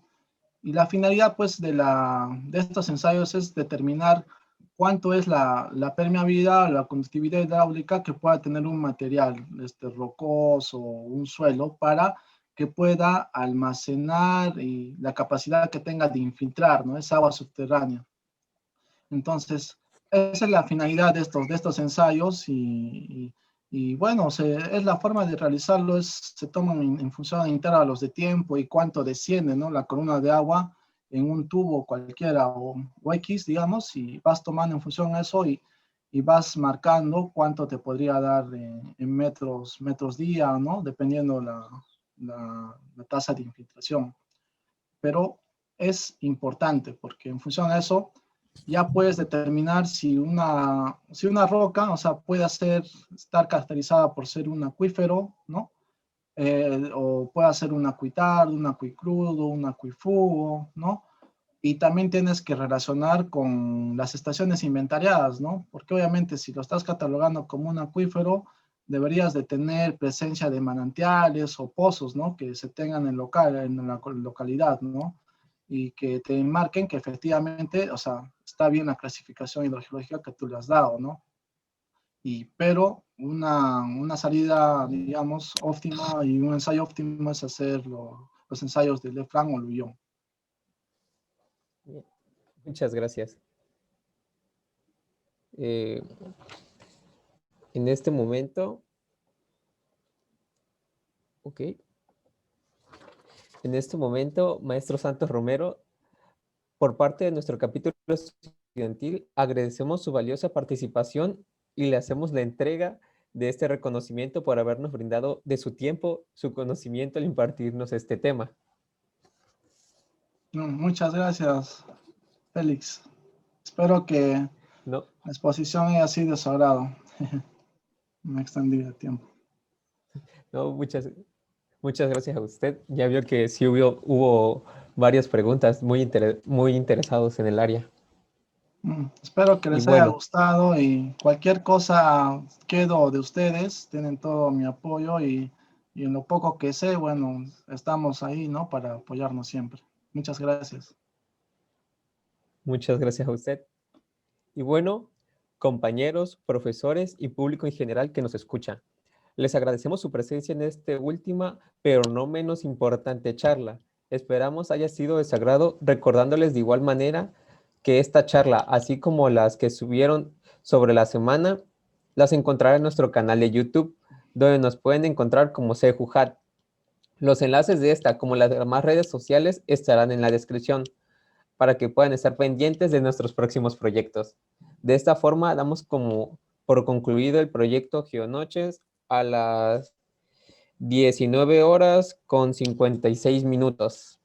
Esto ha sido todo y gracias. Hasta pronto.